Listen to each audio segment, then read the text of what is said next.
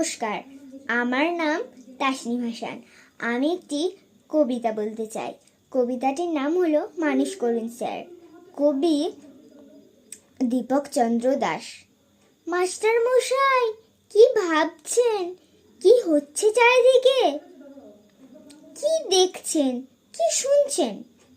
খবরের কাগজে, টিভিতে, সোশ্যাল মিডিয়ায় ডাক্তার মাকে ঘর থেকে বের করে দেয়, ইঞ্জিনিয়ার বাপকে বেটায়, অফিসার ঘুষ নেয়, মিনিস্টার টাকা চুরি করে। মাস্টার মশাই, কি ভাবছেন? এদের আপনিই পড়িয়েছেন?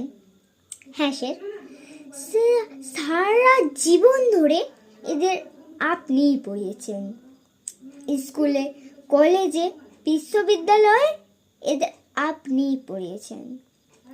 সব ভুল সিলেবাস, এবার সিলেবাসটা বদলাতে বলুন স্যার। সব সিলেবাসে এবার মনুষ্যত্ব যোগ করতে বলুন।